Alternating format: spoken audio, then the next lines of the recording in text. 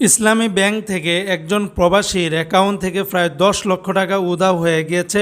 এটা সত্যি সত্যি যারা আমরা প্রবাসী আছি বা আমরা যারা ব্যাংকে লেনদেন করি, আমাদের অবশ্যই এই বিষয়টি জানা থাকা দরকার, যাতে করে আমরা সবাই সতর্ক হতে পারি। গত দুদিন আগে দৈনিক ইনকিলাব পত্রিকাতে তারা একটি নিউজ প্রকাশিত করেছে। এই নিউজের বিস্তারিত সকল তথ্যগুলি এই ভিডিওর মাধ্যমে আপনারা জেনে নিতে পারবেন।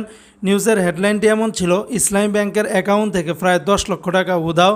এই ঘটনাটি ঘটেছে নোয়াখালীর বেগমগঞ্জের সোহমনি এলাকায়, যেখানে নিউজে বলা হয়েছে যে নোয়াখালীর বেগমগঞ্জে অপরিচিত ব্যক্তিকে ইসলামী ব্যাংকের সেলফোন নামের যে একটি অ্যাপস রয়েছে, সেই অ্যাপসের গোপন পিন নাম্বার জানিয়ে অ্যাকাউন্ট থেকে প্রায় 10 লক্ষ টাকা হারিয়েছেন নাসিমা আক্তার নামের এক প্রবাসীর স্ত্রী। নাসিমা আক্তার বেগমগঞ্জ উপজেলার সোহমনি পৌরসভার ৯ নম্বর ওয়ার্ডের হাজিপুর গ্রামের গোলাম কিবরিয়ার স্ত্রী। গোলাম কিবরিয়া হচ্ছেন একজন সৌদি প্রবাসী।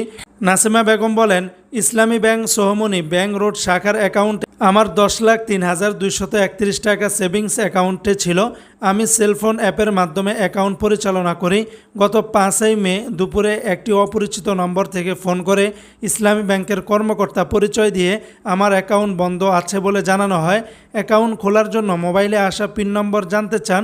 সরল বিশ্বাসে তা বলার পর আমার সেলফোনের নিয়ন্ত্রণ নিয়ে 1 লাখ টাকা করে প্রায় 10টি স্থানান্তরের মাধ্যমে 9,99,000 টাকা নিয়ে যান। তিনি আরও বলেন, পরে এই বিষয়ে ব্যাংক কর্তৃপক্ষের কাছে অভিযোগ দিলে তারা কোনো সদুত্তর দেননি। আমার জানা মতে এক মোবাইল থেকে অন্য মোবাইলে সেলফোনের নিয়ন্ত্রণ নিতে ব্যাংক কর্তৃপক্ষের অনুমতির প্রয়োজন হয়। এই বিষয়ে ইসলামী ব্যাংক এবং বেগমগঞ্জ থানায় লিখিত অভিযোগ করেছি। নাসিমা বেগমের চাচাতো ভাই সাইফুর রহমান ফয়সাল বলেন, ব্যাংকের সহযোগিতা ছাড়া এভাবে অ্যাকাউন্ট থেকে টাকা উধাও হতে পারে না। ঘটনার পর আমরা ব্যাংকে গেলেও কর্মকর্তারা ভালো ব্যবহার করেননি। ইসলামী ব্যাংকের মতো একটি দায়িত্বশীল ব্যাংকের এমন আচরণে আমরা হতভম্ব। ইসলামী ব্যাংকের ব্যবস্থাপক মোহাম্মদ নঈমুদ্দিন টাকা উধাও হওয়ার বিষয়টি নিশ্চিত করে তিনি বলেন, ব্যাংক থেকে কোনো টাকা যায়নি।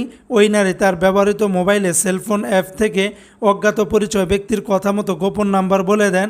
এতে প্রতারকরা প্রায় 10 বারে 9,99,000 টাকা হস্তান্তর করে নিয়ে যায়। বিষয়টি প্রধান কার্যালয়ে জানানো হয়েছে। টাকা উদ্ধারের চেষ্টা অব্যাহত আছে।